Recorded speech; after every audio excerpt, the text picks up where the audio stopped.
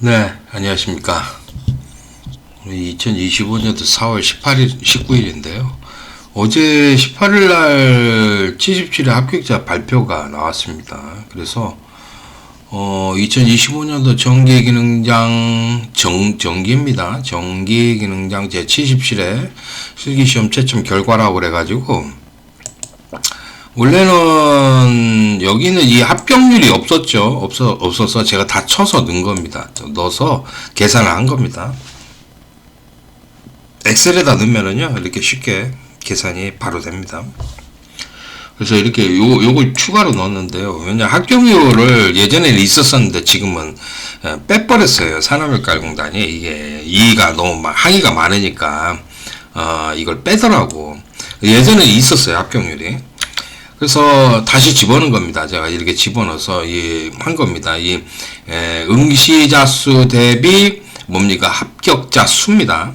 합격자 수 해가지고 나온 겁니다. 대상이 아닙니다. 왜냐하면 대상이라고 해도 보시면 이 대상이 돼도 시험을 안 본 사람도 있다 얘기야. 안 본 사람은 빼고 요거 문제 이거가 되는 거죠. 그래서 곱하기 100을 해서 이렇게 소수점 두째 자리까지만 이렇게 구하면은 요 값이 나오는데, 어제 제가 보고 나서 좀 충격을 좀 받았어요. 원래 18개인데 17개로 줄었네. 근데,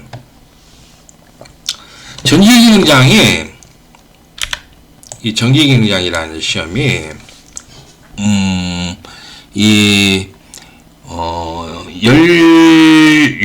17개 이 기능장 시험 중에서 밑에서 한 3번에서 4번 정도 이렇게 갔었어요.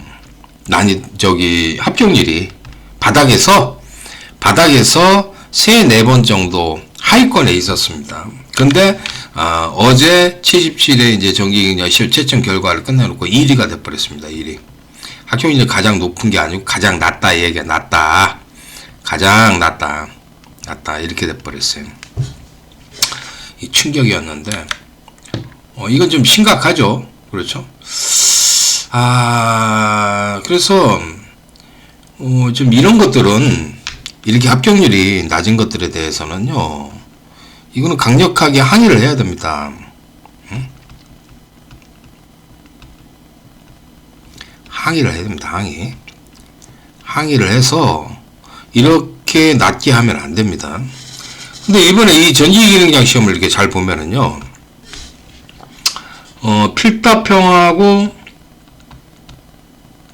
작업형이 있습니다. 작업형이 있는데 이 필답형 시험은 점수가 괜찮습니다. 요번에 저희 카페에서는 최소한 25점은 맞았더라. 낮게 맞은 사람은 25점이고 보통 한 5점 정도 됩니다. 보통 평균이 35점 이상 맞았습니다. 이상에서 40 몇 점까지 있더라고. 42점까지 있더라고, 이렇게. 그래서 요 범위가 가장 많습니다. 그러니까 상당히 좀 우리가 좀 잘했어요. 필답형 같은 경우에는 점수를 잘 맞았어요. 잘 맞았는데, 얘는 괜찮았는데, 작업형 시험에서 이게 안 됐어요. 작업형 시험은 두 가지죠. 첫 번째 PLC하고 두 번째는 공사작업. 공사작업은 공개도면 1에서 10번이 나오죠. 10번이 나와서 이거 연습하면 되는 거야. 그죠? 이거 연습하니까 별 문제가 없는데, PLC에서 사람들이 좀 많이 좀 떨어졌습니다. 그러니까 PLC가 좀 복잡하잖아. 그죠? 비교할 것도 비교 대상이 굉장히 많고, 상당히 좀 복잡하다 보니까 사람들이 PLC에서 좀 어려워한다라는 것을 알 수가 있죠. 근데 난이도는 그렇게 높지는 않고, 1차 문제는 쉬웠죠. 1차 문제 쉬웠고, 1차 시험 1차 문제를 좀 많이 좀 잘 못했고, 2일차도, 비교 명령어가 좀 복잡했었고, AV라는 명령어 쓰면 안 되는데, AV라는 명령어 써가지고 떨어지고, 그런 경우도 많았습니다. 근데 PLC에서 좀 문제가 있지 않았나. 여기서 출제해서, 그래서 난이도가 합격률이 이렇게 떨어졌다라고 보고 있습니다. 이번에는 PLC에서 좀 사람들이 많이 떨어졌다라고 볼 수가 있어요. 그런데 그러면은 그러니까 77회 전기 기능장 이 시험은 PLC에서 좀 이게 PLC 시험이 합격률을 떨어뜨렸다 라고 보면 되겠습니다. 합격률을. 근데 제가 봐서는 뭐 그냥 그런데 여러분들한테는 좀 어려웠던가 봐요. 그리고 여러분들이 공부하는 이 PLC를 대하는 이 뭡니까 시험의 자세라든가 공부하는 방법들이 좀 문제가 있어요. 그러니까 뭐 유튜브라든가 아니면 학원이라든가 이런 데서 막 그냥 그거는 나는 아무리 봐도 그렇게 하는 거는 PC 프로그램이라고 보기가 좀 힘들다고 봅니다. PC 프로그램이 체계가 있어야 돼요. 프로그램 안에 이 체계가 딱 있어야 되는데 그런 것도 없이 막 두서없이 막 하더라고. 그러면은 이거는 뭐 언제 이 사람이 실력이 완성이 될지를 뭐 장담을 못 하는 거지, 한마디로. 그리고 그런 식으로 프로그래머가 한다라는 건 이건 말도 안 되는 거고, 프로그래머들이 하는 걸 잘 배워야 되는데 그렇지는 않더라고. 두서없이 막 그냥 이리저리 막 하면 되는 줄 알고 그러는가 본데 그렇지가 않아요. PLC는 그렇게 해서는 안 된다. 이게 체계적으로 배우지 않아서 그런 일이 발생한 것이다, 이렇게 생각 들고요. 그리고 좋은 문제를 가지고서 동작사항과 타임 차트를 맞춰서 이렇게 해야 되는데 여러분들 타임 차트만 가지고 합니다. 그게 굉장히 잘못된 습관인데, 타임 차트만 해가지고 되는 게 아니에요. 그 안에 이제 동작사항이란 동작 설명 문구를 잘 써줘야 되거든. 강철사는 이걸 필히 잘 써줍니다. 그걸 공부를 하게끔 합니다. 그래서 이 동작사항의 동작 설명의 문구와 타임 차트가 딱 일치해서 맞아떨어져야 되는 거지, 동작사항이 동작사항이 아닌 것 같고 타임 차트가 있다 그러면 타임 차트가 무조건 맞는 것이다, 이렇게 생각하는 게 아니야. 그거는 좀 문제가 있어. 그래서 동작사항과 타임 차트가 일치해야지만 그게 옳은 문제고, 서로 조금 다르다, 조금만이라도 다르다 그러면 그거 오류 문제인 겁니다. 출제 오류가 되는 거예요. 사람들은 그래. 옛날에 좀 오류 문제가 많으니까 동작사항, 동작 설명이 뭐 동작사항과 그 다음에 타임차가 다르면은 타임 차트를 우선으로 해가지고 봐야 된다. 뭐 쉬운 문제 비슷한 말이 써있잖아. 근데 그 말 뜻은 동작사항이 없는 것은 타임 차트에 있으니까 타임 차트를 보고서 참조하라는 뜻이지, 이게 서로 다를 때는 타임 차트를 참조하라는 말은 아니거든. 그건 아니야. 잘 읽어보면은 그게 뭐 타임 차트를 위주로 해서 무조건 하라, 그런 건 아니야. 이 동작사항과 타임 차트가 딱 맞아 떨어져야 되는 게 옳은 문제거든요. 그래서 동작사항을 잘 이해하는 것이 필요한데 수험자들이 이 타임 차트에 의존해요. 타임 차트만 의존하다 보니까 동작사항 문구가 복잡하게 요즘 써있잖아. 봐봐. 비교한 것도 많고 동작사항의 동작 설명이 복잡하게 써있어요. 막 아리송해, 내가 봐도. 그러면 타임 차트랑 맞춰서 이걸 읽고서 해석을 해야 되는데 그게 굉장히 부족한 거예요, 좀. 그러니까 이제 시중에 돌아다니는 거나 뭐 학원이나 이런 데 보면은 그 문제를 이렇게 보면은요, 이게 타임 차트만 이렇게 있고 뭐 동작사항도 아니고 그냥 대충 뭐 이렇게 써있잖아. 간단하게 써있잖아.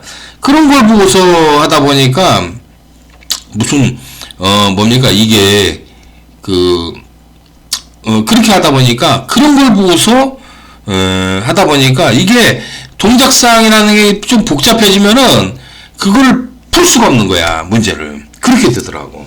그래서 이번 77회는 수험자들이 동작사항을 좀 잘 이해를 못하는 사람들이 있어. 그런 사람들은 합격을 못합니다, 무조건. 동작사항의 설명을 타임차트 비교를 해서 이해하는 그런 습관을 들이는 것이 가장 중요합니다. 그렇게 하고 일정한 폼을 갖춰서 해야 되는데 그게 아니고 두서없이 막 프로그램 하더라고. 자기 마음대로 그냥 이것저것 뭐 여기 조금 보고 저기 조금 보고 막 그러니까 이게 머릿속에서 헷갈리는 거야, 한마디로. 혼동이 되는 거고. 그래서 안 되는 거지. 이 일정한 폼을 갖다가 익히기 위해서는 잘하는 사람의 그 오래된 뭡니까 노하우를 습득하는 게 굉장히 중요하거든. 그럼 모방학습이 필요하거든. 모방학습. 똑같이 따라하는 게 굉장히 중요해. 똑같이 따라하는 게 중요해요. 그래서 뭐 다른 것보다도 뭐 계속해서 발전시켜왔잖아. 강철사는 뭐 23년을 이걸 가르쳐 가지고 그 기술이 축적돼서 그거를 폼을 만들어서 하다 보니까 거기에 이제 뭡니까? 폼을 그 좋은 그 프로그램 모양을 갖추기 때문에 그거를 따라서 처음에 모방학습을 해서 하다가 자기 거 위주로 이렇게 나가야 되는 거라고, 나중엔. 그렇게 하는 건데, 뭐 이거 뭐 다들 똑똑한가 봐. 응? 전기기능장 하는 사람들은 뭐 다 똑똑하다고 자기들이 스스로 생각을 하더라고. 그래가지고 뭐 이렇게 해보고 저렇게 하다 보면은요, 그렇게 하면요, 30년도 더 걸립니다. 강철산 쫓아오려면. 왜 그러냐면 강철산이 이게 축적된 기술을 그대로 이렇게 보여주고 있는 건데, 아니 그렇게 안 하고 딴 방향으로 여러분들이 해봐. 뭐 여러분들이 뭐 천재야? IQ 한 150, 160 넘나? 그것도 아니잖아. 여러분도 해봐야 뭐 여러분도 IQ 100밖에 더 돼? 그런 사람들이 생각해봐. 이걸 몇십 년 동안 이걸 축적해왔던 거를 갖다가 어떻게 한다고? 난 도대체 말이 안 되더라고. 그래서 여러분들을 너무 과신하는 것 같아. 물론 뭐 자기 그 자존감을 위해서 나는 뭐 할 수 있다 하면서 뭐 이렇게 하면서 자긍심을 높이고 이렇게 해주는 건 좋지만, 과욕과 과만은 이런 것들은 좀 자만, 이런 것들은 안 좋은 겁니다. 그래서 좋은 걸 배워서 모방학습을 통해서 프로그램을 다져가고 나중에 이제 합격하고 나서 자기 프로그램을 이렇게 나가야 되는 거라고. 그게 중요하지. 그렇게 해야 되는데 뭐 그게 돼간데 잘 안 되니까 뭐 그런 네이버 도둑놈 카페나 뭐 유튜브에 놈도 뭐 남의 거 따라서 뭐 풀이를 하잖아. 봐봐. 77회 1일차도 봐봐. 그 풀이하는 거 보면은 이렇게 보면은 필다 시인가 뭔가 그거 있잖아. 그거 그 두 개 켜지면 그 사이 켜지는 거 그거 하는 건데 비교 명령 요렇게 하라니까 그렇게 해서 처음 쓰는 거 알려주니까 그대로 따라서 하잖아. 다른 놈들 그 유튜브에 넣은 놈들이 그 부분을 그렇게 하잖아. 이게 뭐 하여튼 남의 거 뺏겨서 그지를 하는 거야. 조금씩 뺏겨서 그렇게 해가지고 하는 건데 그걸 PC라고 알 수 있을까? 난 몰라. 남의 거 도둑질하는 거지 뭐 그게 PC인가? 난 그렇게 생각합니다. 아무리 날라다니고 그래도 나는 독수리타법을 하잖아. 독수리타법으로 해도 시간 안에 다 되고 봐봐. 시간 잘 나오고 척척 해내잖아. 그 이유가 뭐겠어? 나 영문 독수리타법이라니까. 나 이거 못해. 진짜 영문을 갖다가 잘 못 쳐. 한글은 조금 치는데 영문은 영어 있잖아. 영어 이런 것들은 독수리타법이야. 나 진짜야. 뭐 보면은 그런데도 척척척 해내잖아. 봐봐. 봐봐. 그 이유가 다 있는 거야. 이게 뭐 몇십 년이 녹아서 이게 된 거기 때문에. 그리고 연세가 많으신 분들도 뭐 영어나 뭐 한글이라도 막 크게 칠 수 있나? 못 치잖아. 그냥 독수리타법이 많을 거야. 그지? 예, 그러면은 뭡니까? 좋은 프로그램 배워서 해야지 이 키보드 날라가게 치는 애들 있잖아. 젊은 애들 영문 타자 배우고 하는 애들은 얼마나 빠르게 키보드를 치겠어. 그지? 그게 아니라면은 기술을 배워야지, 기술을. 그지? 예. 키보드를 빠르게 치는 것도 이제 기술이라고 할 수 있어. 컴퓨터 이제 타이핑 치는 기술이겠지? 그걸 배우던지, 아니면은 좋은 프로그램을 배워서 내가 어떻게 척척척 빠르게 정확하게 풀지를 이렇게 하는 것이 중요하겠죠. 그렇게 해서, 내가 보기에는 이런 문제가 이제 앞으로 계속 나온다 그러면은 이런 문제를 여러분들이 어떻게 공부를 하실 것인가, 그게 이제 관건이 달려 있다고 봅니다. 그래서 77회는 요게 좀 발목을 잡았어요. 여러분들 합격률을 갖다 떨어뜨리게 된 원인이 PS였다고 봅니다. 자, 그렇다면 이제 여러분들이 어떻게 해야 되냐. 이제 78회 시험을 앞두고 있습니다. 78회 이제 시험을 앞두고 있는 분들이 있는데, 다시 시험을 봐야지 포기합니까? 계속 해야 되는데, 그럴 것 같으면은, 이렇게 합격률이 낮은 거에 대해서, 정부와, 그 다음에 공단에 막 항의, 민원, 이거 엄청 많이 해야 됩니다, 민원. 요런 수험자들은요, 희한해요. 아니, 합격률이 이렇게 떨어지는데, 왜 항의도 안 하고 민원도 안 하죠? 응? 왜 가만히 있습니까? 가만히 있는 이유가 뭐냐?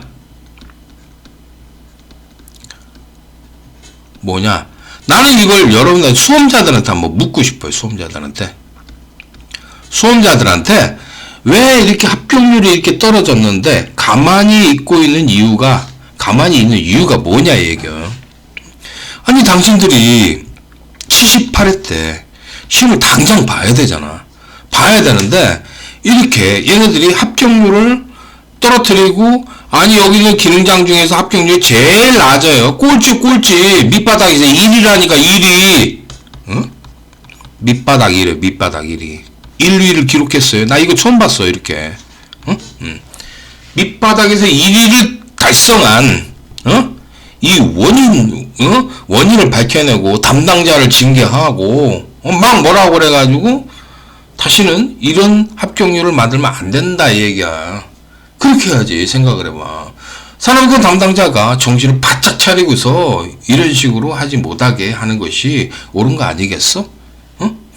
가만히 있으면은, 야, 산업외과공단이 여러분들 시험 잘 봐서 합격 많이 하라고 합격률 30% 올려주고 뭐 그럴 것 같아?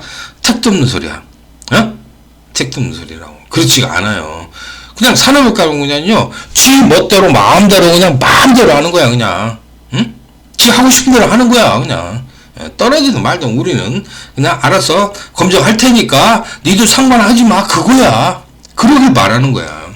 그러면 어떻게 합니까? 이거보다도 더 낮은 합격률을 기록한 때도 많았어요. 이거보다 더 낮은 합격률을. 그때도 이 여러 개 이런 기능장 중에서 미쳐서 1위는 아니었지. 왜냐하면은 자동차 정비 기능장 이런 것들은 1.32%도 있었거든. 완전 1%도 있었어. 1%도. 그러다 보니까 이게 옛날에 8점 몇 프로 8점 몇 프로인가 있었잖아. 8점 몇 프로인가 8.5%인가 있었어. 그리고 1%대 합격률이 있었어. 7%인가 뭔가 이것도 있었어. 이렇게. 그랬어도 얘네들이 낮은 게 있어가지고 1위는 안 했다고. 꼴찌는. 근데 지금은 1위야. 그러면은 여러분들 생각해봐. 산업외과공단 정부에다가 때로 항의를 했어야 되는 거야. 정부나 산업외과공단이 문제를 그따위로 내가지고 합격률이 이게 뭐냐? 산업외과 담당자 교체 시켜버리고 이렇게 하지 못하게 이거 다시는 이런 일이 없도록 해야 된다 하면서 문제를 똑바로 내라고 해야 되는 거야. 강력하게 항의를 해야지만이 이 산업외과 담당자라든가 출제팀 애들이 정신을 바짝 차리고 이렇게 된다고. 이게 뭐예요, 솔직히 말해서. 난 이게 좀 심각하다고 봐. 그렇죠? 예. 그래서 나는 이 78회 시험을 봐야 되는 수험자들이 왜 저렇게 가만히 있을까? 열받지 않나? 나는 열받던데, 보니까. 응? 야, 이거 내가 78회 시험 본다 그러면 이거 가만 놔두면 안 되거든, 이거. 응? 산업관, 이런 놈들이 다 있어. 하면서, 전기기능장에 밑바닥 1위를 만들어버렸어. 이게 뭐야, 도대체. 응? 잘못됐지. 그건 잘못됐죠. 그리고요, 자, 지금 이게 13.94면은 이게 약 몇 프로예요? 약 14%예요. 14%의 합격률인데, 지금 보세요. 다른 것들 기능장 보면, 이거는 주조기능장이나 얘네들 재선기능장은 70%가 넘어요. 봐봐. 얘가 1인가? 얘가 1이고 얘가 2인가 보네. 위에서. 그리고 이런 것들 보세요. 요런 거. 가스 기능장 보세요. 이런 것들. 봐봐. 54%. 이런 거. 54%. 여기 봐봐. 40 몇 프로. 있고. 그렇죠? 예, 이것도 40% 정도 되네. 이렇게 되는데. 그렇다면은, 이제 평균 합격률이 지금, 전체 평균 합격률이 26.19%예요. 그러면 이 평균 합격률에 가깝게 최소한 20% 이상은 돼야 되는 거 아니야? 그치? 이 평균 합격률에 가깝게 돼야 되는 거지. 이게 뭐야, 이게? 밑바닥 1이잖아, 밑바닥 1이. 응? 봐봐. 내가 봐서는 적정 합격률이 한 25%는 돼야지만이 이게 적정 합격률이 되는 것 같으네. 왜냐면은 평균 합격률이 이거니까. 그리고 응시자 수가 많잖아. 봐봐. 응시자 수가 많으면은 이 정도 보통 이것들을 잘 다뤄야 되는데 산업외과 잘못하고 있는 이유가 위험물 기능장 같은 경우에 응시자 수가 최고 많아요. 지금. 왜냐면 이게 소방관리사 때문에 이걸 딸라고 이렇게 하다 보니까 그랬는데, 얘가 지금 굉장히 낮습니다. 얘가 밑바닥 2위입니다. 2위. 밑바닥. 밑에 얘가 1위고, 전기기능장이 1위고, 요게 1위고, 요게 2위입니다. 2위를 찍었어요. 근데 이게 보면은 응시자 수가 이렇게 많은 것들 있지 않습니까? 요거하고 요거하고 요게 많죠? 요 두 개가 응시자 수가 가장 많은데, 이런 응시자 수가 가장 많은 것이 합격률이 낮아요. 문제가 있죠. 근데 이걸 잘 보면은 위험물 기능장은요, 요거는 흑자 시험입니다. 흑자 시험입니다. 시험이고, 요거는 아주 그냥 대표 적자 시험이에요. 대표 적자 시험입니다. 이거는 많이 보면 볼수록 뭐예요? 적자를 기록하고 말도 많고 탈도 많아. 그런데 위험물 기능장은요, 얘는 이 쓰는 거 아니야. 쓰는 거다 보니까 얘는 많이 보면 볼수록 있잖아요, 흑사 시험이 돼요. 이거는 돈을 벌어 들어요. 위험물 기능장은. 그렇지만 전기 기능장은 얘는 재료가 워낙 비싼데 그걸 싸게 들어와야 돼 어쩌다 하다 보니까 이게 적자 시험이 돼. 시험장에다 돈도 줘야 되고, 또 뭐예요? 그 감독관들 있잖아요. 감독관들한테도 수고비를 줘야 되고, 이렇게 일당을 줘야 되니까 그런 것들 한다고 그러면은 얘는 진짜 적자 시험이에요. 이게 산업가격은 이제 최고 적자 시험 중에 하나가 이 전기기능장입니다.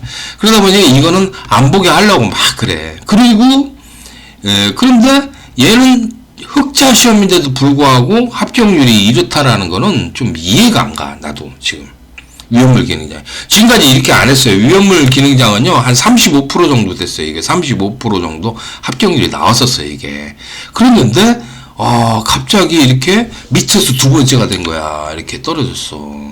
얘 이상하다고. 예. 이렇게 된 원인은, 그러면 이게 흑자 시험이잖아. 흑자 시험인데, 흑자 시험을 갖다가 이렇게 합격률을 떨어뜨린다. 이거는 외부의 작용이 있는가 봐. 외부의 작용이 있다고 봐. 나는 추정건데 외부 작용. 그러니까 다시 말해서 산업인과학 내부에서는 문제거리가 되는 게 아니야. 왜냐면 돈도 잘 벌어들이고 35% 이렇게 합격률을 하던 것이고 괜찮았었는데, 이렇게 외부의 작용에 의해서 합격률을 떨어뜨린다 이렇게 말을 했는데, 외부의 작용이라는 게 뭐냐면 위험물 기능장이 필요 없이 너무 많다라고 외부에서 얘기를 했을 수가 있어. 그러니까 아니 이거 뭐 이렇게 시험도 많이 보고 그 다음에 합격자도 너무 많아가지고 합격률이 뭐 35% 해가지고 뭐 하다 보니까 이게 뭐 한 1500명씩 나오고, 이거 왜 이렇게 위험물 기능장이 뭐하러 많냐, 다른 기능장을 안 보고. 그래서 이거를 좀 문제가 있다 그래가지고 시험 문제를 어렵게 해가지고 합격률을 떨어뜨릴 수가 있어. 그렇죠? 네, 그렇게 하고, 또 외부의 작용이 이제 첫 번째가 그거고, 두 번째는 뭐냐면 외부에서 그렇게 주장할 수가 있어. 그렇게 하고, 뭐 소방관리사 시험 보는 사람들에 의해서 위험물 기능장에 대해서 좀 태클을 걸 수도 있지. 그런 외부의 작용. 그리고 두 번째는 학원들이 과열돼 가지고 얘네들이 그 출제자들 있잖아. 그런 애들이 들어가는데 얘네들이 출제자가 신문제를 좀 많이 내는 거야. 응? 예, 그러니까 딱 보니까 이거는 신문제가 좀 많이 들어갔을 것 같아. 신문제가 많이 출제가 된 것 같아. 출제. 신문제 비중이 높아진다. 이제 비중이 높아지면서 합격률이 떨어진 것이다. 이렇게 볼 수가 있어. 그러니까 외부에서 출제자가 들어가면서 얘네들이 좀 문제를 좀 바꿔야 되겠다. 이런 생각을 갖고서 하든지, 아니면은 나는 이거 지금 옛날에 문제들 이거 좀 안 좋아. 이거 더군다나 쓰는 거기 때문에 애워서 쓸 수도 있고 막 그러기 때문에 문제를 싹 바꿔버리자. 이런 생각을 갖고 있을지 몰라. 그래서 이 신문제의 비중을 좀 높이고 좀 새롭게 하다 보니까 합격률이 떨어진 것이다. 이렇게 볼 수도 있어요. 그래서 그러니까 이 외부의 작용이라는 것이, 그러니까 출제자가 새로운 사람이 들어가면서 신문제를 출제를 하고 하면서 합격률이 자연스럽게 낮아질 것이다. 이런 것들이 가장 크죠. 그리고 아까 전처럼 이게 정기경장 너무 합격이 너무 많이 된다. 합격이 많이 35% 돼가지고 뭐 합격 한 1,500명씩 나온다고 그러면 이건 문제가 되는 거 아니냐. 1,500명이면 생각을 해봐. 전체 합격자가 2,384명인데 여기에 과반을 넘는 거야. 그 정도에서 얘가 몰빵을 해버리니 전부 다 합격이 얘가 돼버리니까 이건 문제가 되는 거 아니냐. 그래서 그렇게 해서 얘기를 할 수가 있어요. 그렇잖아. 합격자가, 총 합격자가 여기 있는 거 다 합격자 합쳐도 2,384명인데, 얘 합격자가 1,500명이 나왔어. 그럼 이거 너무한 거 아니야? 봐봐. 이런 것들에 대해 지적이 작용을 해서 이거를 내릴 수도 있어요. 그러려면 신문제의 비중을 높여가지고 떨어뜨려 버리는 거지. 그런 작용들이 있을 수가 있어요. 나 딱 보니까 위험물 기능장 요번에는 보니까 신문제의 비중이 조금 더 있지 않았을까. 그래가지고 신문제들이 나오는 바람에 이렇게 떨어졌을 것이라고 보고 있습니다. 그러니까 강제로 조정을 하는 거야. 이렇게 강제로. 그죠? 예. 나 딱 보면 알아. 이렇게 보면. 이게 이런 것들을 보면은 왜 이런 일이 있느냐. 이게 35% 갔는데 35%가 갑자기 이렇게 14.81%로 이렇게 떨어진다라는 게 눈여겨봐야 될 것이죠. 자, 자동차 정비 기능장 이거 많이 오른 겁니다. 17.5%면은요, 이거 많이 올라간 거예요. 원래는 자동차 정비 기능장이 밑바닥에서 밑바닥 1위였습니다. 밑바닥 1위. 1위를 뭐 거의 고정하다시피 했었습니다. 그러다가 지금 전기 기능장도 뛰어넘었고 위험물 처리 기능장도 뛰어넘었고요. 그죠? 요런 거 두 개를 뛰어넘었잖아. 그니? 요런 것도 그래가지고 얘랑 비슷하네. 제과 기능장 요거 좀 문제가 있었어요. 말이 많았었어요. 이거 제과 기능장. 그래서 지금 여러분들이 78회를 시험을 준비하시는 분들은요, 제가 하라는 대로 아십시오. 이 78회 준비하시면, 시험 준비하시는 분들은, 미안해, 수험자들,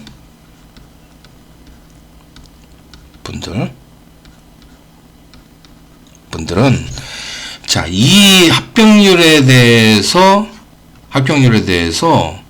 여러분들 가만히 있으면 안 된다.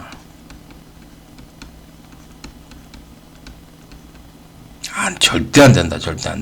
안 된다. 제가 시키는 대로 아셔야 돼요. 그게 여러분들 위해서 좋은 일이에요. 이런 걸 보고서 가만히 있는다 그러면 여러분들은 호구에 호구. 호구. 사람이 그 다음에 또 어떻게 할지는 몰라. 어떻게.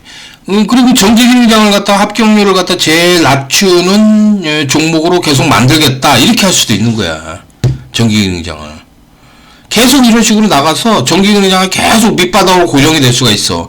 자동차 정비기능장이 이게 대부분 그 밑바닥 1이었었거든. 밑바닥 1이었는데 지금 얘를 고정으로 시켜가지고 할 수도 있어. 왜 그러냐면은 대표 적자 시험이잖아. 이게 대표 적자 시험에다가 말도 많고 탈도 많고 부정이 좀 많다라고 하는 게 이 정기기능장 시험이잖아. 감독관이 들어서 몰래 합격시킨다 막 그러고 그러잖아. 그냥 많이 떠들고 그랬으니까 그런 것들도 그렇지만 좀 문제가 있잖아. 봐봐. 그렇죠? 그래서 여러분들 시험을 접해 보신 분들이 이 시험이 참 문제가 있다라는 걸 알 수가 있는데 그거를 가만 놔두느냐. 계속해서 떨어뜨리는 거지. 응시를 못하게 하는 거야.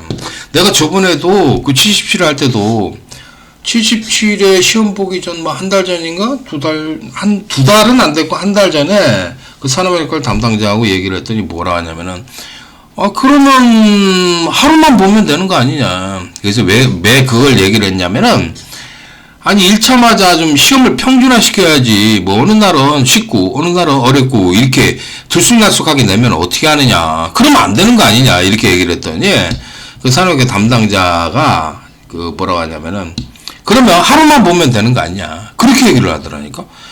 그럼 하루만 보면은 뭐 지금 응시자 수를 줄이겠다라는 겁니까? 그렇지. 2차 실기 응시자를 줄여가지고, 뭐 하루만 딱 보겠다는 건 뭡니까? 그렇지. 뭐, 아무 얘기를 안 하더라고. 그러니까, 얘네들은 지금, 어떤 방식이든지 지금 어떻게 하냐면은, 이 시험을 기능장 쪽에 있는 것들을 갖다가 많이 못 보게 하고 있는 것 같다. 이렇게. 지금 보면. 옛날에는 정기기능장 같은 경우에 6일씩 봤어요. 6일.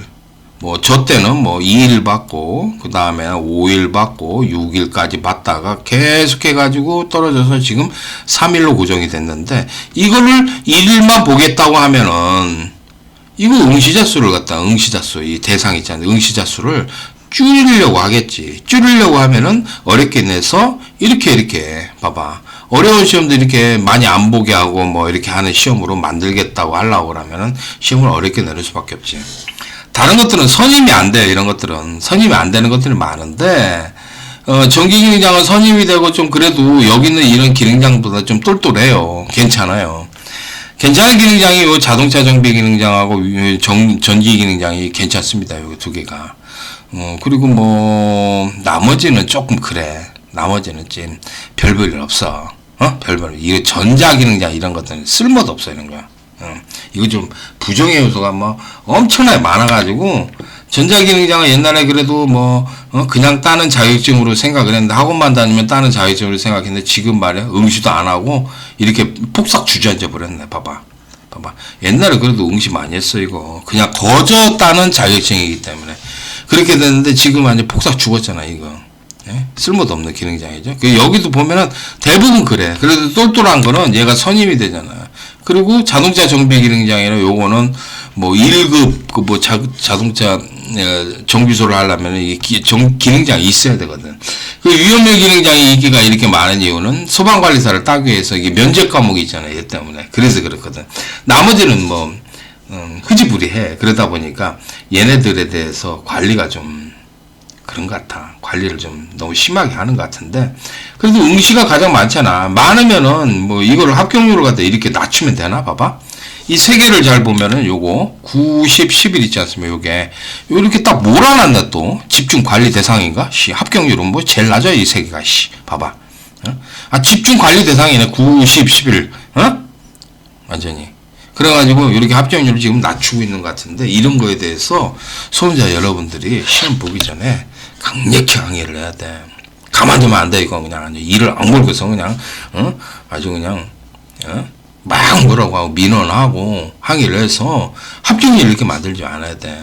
그렇게 해서 여러분 제가 시키는 대로 이렇게 하잖아. 그러면 내가 분명히 약속합니다. 합격률 이거 곱하기 2배 이상 올라갑니다. 이상입니다. 이상 올라간다. 얘기 올라간다고. 네, 약속합니다. 78회. 여러분들이 78회 시험을 보기 전에 어떻게 하느냐에 따라서 이 합격률이 달라져요. 아셨습니까? 제가 그랬잖아요. 여러분들한테 항상. 여러분들한테 유리한 시험을 만들고 유리한 환경을 만들어서 시험을 봐라. 그냥 보면 안 된다. 운명에 자신의 모든 거를 운명에 맡기면 안 된다. 이 얘기요. 시험은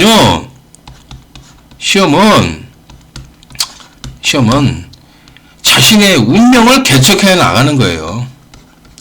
자신의 운명을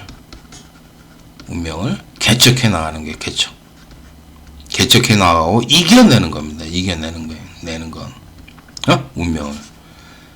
자신의 운명이 그냥 이렇게 살 사람이지만 나는 이걸 깨고서 더 잘 살아보겠다. 나는 이걸 해서 나는 꼭 합격을 하겠다. 그래서 통과해서 이렇게 올라가겠다. 라는 거 아니야. 그러려면은 이 시험을 통과를 하기 위해서 내가 어떻게 한다? 그 환경을 만들어주는 거야. 시험 환경이라고 하죠. 시험 환경이라고 하죠. 환경. 이 환경을 만들어주는 게 중요해요. 중요하다. 이 시험 환경을 만들어주는 게 중요합니다. 항상 내가 무슨 일을 하든지 거기에 이제 그쪽으로 갈 때 보면은 내가 이 길을 가는 걸 이렇게 보면은 그 환경 때문에 내가 이 길을 가서 거기서 그렇게 하게 되더라고. 그러니까 여러분들 시험을 합격하기 위해서는 그냥 가만히 멍하게 있으면은 또 시험 보고 또 시험 보는 사람이 태반이에요. 태반. 합격률이 13.94%인데 그러면은 예를 들어서 뭐 이거를 14%라고 하면은 86%는 뭐요? 다시 시험을 봐야 된다는 얘기야. 이 사람들은 재시험이에요. 재시험. 다음 시험이고요. 다음에 또 시험을 봐야 되고 이 사람들만 합격해서 그냥 나가는 거야. 그죠? 확률이니까. 내가 여기에 포함되느냐, 여기에 포함되는 그건데, 내가, 여기, 이거를 갖다가, 이게 14% 아니야. 14%의 확률을 갖다가 높이는 거죠. 25%로 만들면은, 얘를 줄일 수가 있잖아. 제 시험 보는 사람들이 75%로 내려가는 거야, 이렇게. 이런 식으로, 해서 환경을 갖다가 만들어주는 게 굉장히 중요하다. 그러려면은, 이렇게, 산업계 실수해서 합격률이 낮아지는 것들에서 강력히 개거품을 물고 싸워야 되는 거예요. 세상과 맞서 싸우지 않으면 여러분들 아무것도 얻을 수 없다. 내가 그랬잖아. 세상과 맞서 싸우지 않으면은 여러분들은 아무것도 얻을 수 있는 게 없습니다. 이 세상에. 알겠습니까? 그리고요, 이 시험은 자신의 운명을 개척해 나가기 위해서 여러분들이 합격하려고 하는 것입니다. 그러려면 어떻게 한다고? 이 시험 환경을 스스로 만들어줘라, 이 얘기야. 제 말이 틀렸습니까? 그래서 저는 그걸 여러분들한테 이번 시간에 말씀드리고자 하는 겁니다. 그냥. 그래서 가만히 있지 말라. 뭐 그러면은 뭐 이태민이 뭐 싸움 붙이려고 자꾸 그러냐? 아니, 나 싸움 붙이려면 나한테 손을 하니까, 네? 싸움 붙이잖아요. 자꾸 그러면요, 수강생이 조고조용하지, 환장해. 돈이 예를 들어서 100만원 벌 거를 80만원, 뭐 70만원 밖에 못 번다니까. 가는 사람이 있어, 싫다고. 응? 아우, 저 사람 공부만 하면 되지. 왜 자꾸 시끄럽게 떠들어. 그런다니까. 아우, 나는 공부만 할 거야. 아이, 저 사람 말 듣기 싫어. 그런다니까. 사람들이. 근데 나는 여러분들을 어떻게 하는지 한 명이라도 더 합격시키고, 여러분들이 어떻게 시험을 대하는 태도, 어떻게 공부하고, 어떻게 자신의 운명을 개척해 나가고, 이런 것들을 알려주는데, 그게 싫다고 하는 사람도 있어. 귀찮다고. 있어. 그렇지. 근데 그게 제가 하는 소리들이 여러분들한테 이게 약이 되는, 보약이 되는 것들이거든. 여러분들 위한 것인데, 그게 싫은 사람은 어쩔 수 없이 가야지, 뭐 어떻게 해. 근데 나는 이렇게 함으로 인해서 내가 장사가 안 됐다니까. 안 됐어. 지금도 뭐 수강생 해봐야 뭐 몇 명 되지도 않아. 나 지금 이거를 그만둬야 될지 말지 맨날 그 생각밖에 못해 지금. 아우, 나 이거 해서 하지 말고 가서 안전관리다 하든지 무슨 뭐 다른 거 뭐 공사하든지 감리로 가든지 뭘 하든지 해야지. 이게 뭐야 도대체. 그래서 이거 후회할 때가 굉장히 많아. 근데 이걸 놓을 수가 없잖아. 응? 내가 이거 잡아주지 않으면 이거 방법이 있나 지금. 그지? 일단은 건강이 허락할 때까지만 이걸 계속 해야 하고, 뭐 이거 물려주고 갈 생각이다. 우리 뭐 그 내 수강생들한테 카페를 물려주고 잘 운영하라고 하고서 하고서 갈 생각이다. 이런 생각만 맨날 갖는다고. 그러니까 제가 이렇게 말씀드리는 거를 한번 잘 생각해 보시고요. 여러분들이 78회 때 잘 시험을 보실 수 있는 환경을 스스로 만들어 가라. 그러려면 가만히 있으면 안 돼. 세상과 맞서 싸우지 않는다면 여러분들은 얻을 수 있는 게 아무것도 없다라는 거. 내가 거듭거듭 강조합니다. 아셨죠? 자, 그럼 설명 마치겠습니다. 감사합니다.